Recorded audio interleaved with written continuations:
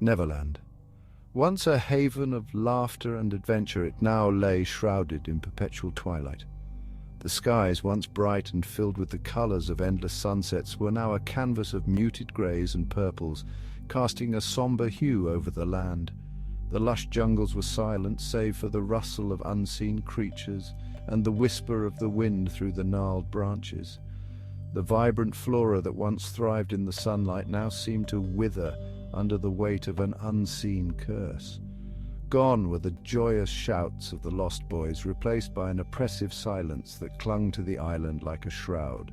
The once lively hideouts and secret dens now stood abandoned, their echoes of past laughter swallowed by the encroaching darkness. At the heart of this transformation was Peter Pan, the boy who wouldn't grow up, twisted by a darkness that ran deeper than the shadows themselves. His eyes, once sparkling with mischief and wonder, now glowed with a sinister light, reflecting the malevolence that had taken root in his soul. The magic that had once shimmered with childlike wonder had taken on a malevolent sheen. The spells and enchantments that once brought joy and amazement now carried a sense of dread, their power corrupted by the darkness that had seeped into every corner of Neverland. The air was thick with the stench of decay and the lingering scent of something ancient and evil. It was as if the very essence of the island had been tainted, its once pure heart now beating with a dark and foreboding rhythm. The laughter of children, once the island's lifeblood, was but a distant memory, a haunting echo in the stillness. The swings and slides of the playground, now rusted and overgrown, stood as silent monuments to a time when joy and innocence reigned supreme. Neverland had become a place of fear, ruled by a creature as captivating as he was terrifying. Peter Pan, the eternal boy, had become the dark ruler of a land where nightmares thrived, and the light of hope had all but vanished. Whispers traveled on the salt-laced breeze, tales of the lost boy's disappearance. No one knew for sure what became of them, but rumors spread like wildfire through the whispers of the Neversea. Some claimed they had simply grown tired of Peter's games and left in search of a different life. Others spoke of a darkness that had consumed them, twisting their youthful energy into something monstrous and unrecognizable. The truth, whispered by the wind and the waves, was far more sinister. The boys, once Peter's devoted followers, had become victims of his twisted immortality. Their youthful exuberance had waned, replaced by a chilling apathy. One by one, they had succumbed to the shadows, their laughter fading into the oppressive silence that now blanketed the island. Even Tinkerbell, the fiery fairy who had once lit up the night with her vibrant glow, had succumbed to the pervasive gloom. Her light, which once shone like a beacon of hope, now barely pierced the darkness that surrounded her. Her light flickered erratically, her once vibrant wings now tattered and dull. The magic that once flowed through her veins seemed to have waned, leaving her a shadow of her former self. The mischievous glint in her eyes had been replaced by a profound sadness, a reflection of the darkness that had enveloped her world. Her eyes, once full of life and mischief, now mirrored the sorrow and despair that had taken hold of her heart. She flitted through the shadows, a silent witness to the horrors that unfolded around her. The once vibrant forest, now a grim and foreboding place, seemed to echo her inner turmoil. Her voice, once filled with playful banter and sharp retorts, was now reduced to mournful sighs that echoed through the empty trees. The laughter that once filled the air had been replaced by an eerie silence broken only by her sorrowful whispers. She had become a prisoner of Neverland, bound to Peter by a magic that had long since lost its enchantment.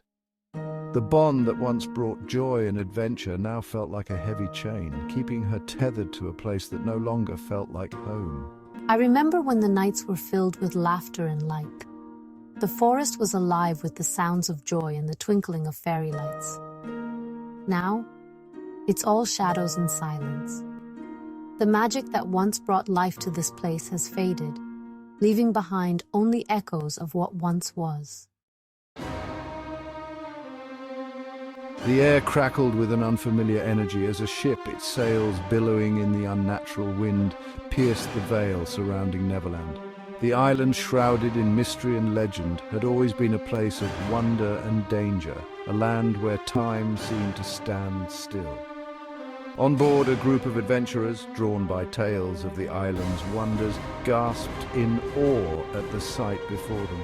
They had heard stories of Neverland's beauty and magic, tales passed down through generations, and now they were finally here to witness it with their own eyes. They saw not the decay and despair, but the remnants of a long-forgotten paradise. The island's beauty was still evident, hidden beneath the layers of time and neglect, waiting to be rediscovered by those brave enough to seek it out. Look, this place is incredible, just like the story said. Every corner we turn reveals something new and breathtaking. I can't believe we're actually here. It's beautiful. The colors, the sounds, everything is so vibrant and alive. Keep your wits about you. There's something off about this place. It feels like we're being watched, like the island itself is alive and aware of our presence. They were seasoned explorers, veterans of treacherous journeys and perilous quests, their hearts filled with a thirst for the unknown.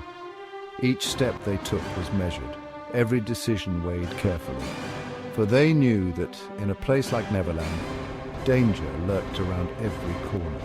They marveled at the lush vegetation, the cascading waterfalls, and the exotic creatures that peered at them from the undergrowth. The island was a living, breathing entity, full of wonders and secrets waiting to be uncovered. Oblivious to the sinister truth that lay hidden beneath the surface, they ventured deeper into the heart of Neverland, their laughter echoing through the silent trees. Little did they know the island had its own plans for them, and their adventure was only just beginning. Their laughter was cut short by the appearance of a figure perched on a gnarled branch above them. He was a boy, or at least he had the appearance of one, with a mischievous grin and eyes that glittered with an unnerving intensity. His clothes, fashioned from leaves and feathers, seemed to meld with the shadows, giving him an ethereal, almost spectral quality. Welcome to Neverland. He greeted them, his voice surprisingly deep and resonant for one so young. I am Peter Pan, and this island is my domain. The adventurers, charmed by his youthful appearance and disarming smile, readily accepted his welcome. They were unaware of the darkness that lurked beneath the surface, the malevolence that simmered in those deceptively innocent eyes. As the adventurers explored Neverland, they began to uncover the island's dark secrets. The air grew heavy with an oppressive silence, broken only by the rustle of unseen creatures and the mournful sighs of the wind. We stumbled upon the ruins of the Lost Boys' camp. Their childish belongings were scattered amongst the decaying wood and overgrown vines. Their questions were met with chilling tales whispered by Peter, his voice devoid of emotion. There is a curse, a price to be paid for eternal youth.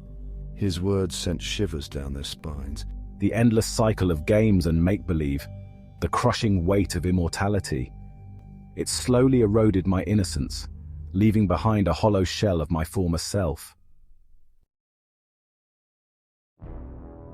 The adventurers, their initial awe replaced by a growing sense of unease, decided to leave Neverland, their dreams of adventure shattered by the island's sinister reality. But Peter had other plans. I won't allow you to escape, to spread word of my transformation. The hunt began with a chilling swiftness. One by one, the adventurers were picked off, their cries for help swallowed by the dense foliage. Peter, his movements a blur, toyed with us. His laughter echoed through the trees, each kill fueling his twisted sense of amusement. He was a predator, toying with his prey, reveling in their terror. Tinker Bell watched from the shadows, her light flickering with each life that was extinguished. She had borne witness to Peter's transformation, the slow descent into madness, and her heart ached with a grief that knew no bounds. My attempts to intervene were met with chilling indifference. Peter no longer recognized my pleas. My presence was a mere annoyance in his twisted games. She was a prisoner of his madness, forced to watch as he destroyed everything she held dear. The last adventurer fell with a strangled cry, his body swallowed by the shadows. Silence descended upon Neverland once more, heavier and more oppressive than before. I stood alone, bathed in the moonlight, a triumphant smirk on my lips. The curse of Neverland held me fast, a cruel parody of my youthful charm. He would remain forever young, forever trapped in this twisted paradise of his own making. The legend of Peter Pan, the boy who wouldn't grow up, had become a cautionary tale, whispered on the wind, a warning to those who dared to dream of eternal youth. For in Neverland, dreams became nightmares, and innocence was the ultimate prize.